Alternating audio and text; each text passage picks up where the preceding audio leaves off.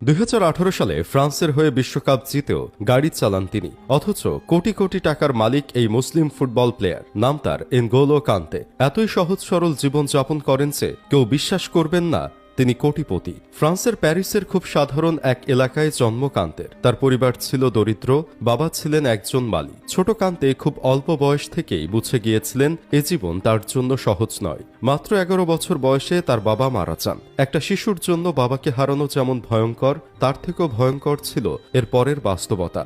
সংসারে টাকার অভাবে বেহাল দশা, সেজন্য বেছে নিতে হয় ভিন্ন পথ। স্কুল শেষে কান্তেকে রাস্তায় ঘুরে পুরনো জিনিস কুড়িয়ে বিক্রি করতে হতো। বাংলাদেশে যাদের টোকাই বলা হয়, সেই কাজটি করত কান্তে, যাতে পরিবারকে একটু সাহায্য করা যায়। কিন্তু আশ্চর্যের বিষয় হলো, এত কষ্টের মধ্যেও ছেলেটার চোখে স্বপ্ন ছিল। তিনি কখনো নিজের ভাগ্যকে দোষ দেননি, কখনো অভিযোগ করেননি। ফুটবল ছিল তার সবচেয়ে বড় ভালোবাসা, কিন্তু সমস্যা ছিল অন্য জায়গায়। কান্তের শরীর ছিল খুব ছোট আর পাতলা।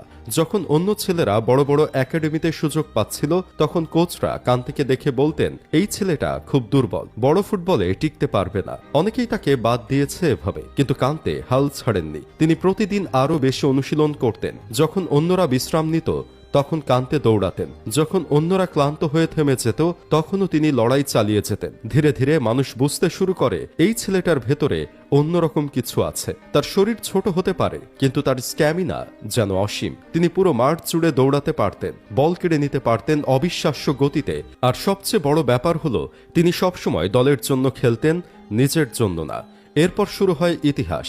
ইংল্যান্ডের ক্লাব লেস্টার সিটি তাকে দলে নেয়। সেই সময় লেস্টার ছিল খুব সাধারণ একটি দল, কিন্তু 2016 সালে অসম্ভব একটা ঘটনা ঘটিয়ে দেয় এই ক্লাবটি। লেস্টার সিটি জিতে নেয় প্রিমিয়ার লিগ। পুরো ফুটবল বিশ্ব হতবাক হয়ে যায়। আর সেই অবিশ্বাস্য গল্পের কেন্দ্রবিন্দুতে ছিলেন কান্তে। তিনি এত বেশি দৌড়াতেন যে সমর্থকরা মজা করে বলতো, মাঠে মনে হয় একসাথে 3 জন কান্তে খেলছে। তার পারফরমেন্স দেখে ইউরোপের বড় বড় ক্লাব তাকে নিতে চায়। পরে তিনি যোগ দেন চেলসি ক্লাবে, সেখানেও তিনি শিরোপা জিতেন। এরপর জিতে নেন চ্যাম্পিয়ন্স লিগ, আর 2018 সালে ফ্রান্সের হয়ে জিতে নেন বিশ্বকাপ। কিন্তু এখানেই কান্তে আলাদা।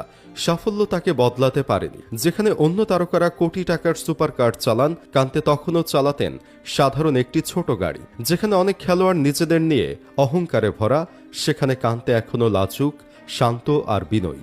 একবার ট্রেনে ভ্রমণ করার সময় এক ভক্ত তাকে চিনে ফেলে। ছবি তোলার পর সেই ভক্ত মজা করে কান্তেকে নিজের বাসায় খাওয়ার দাওয়াত দেন। অবিশ্বাস্য হলেও সত্যি, কান্তে রাজি হয়ে যান। তিনি সেই সাধারণ পরিবারের সঙ্গে বসে খাবার খান, গল্প করেন, সময় কাটান।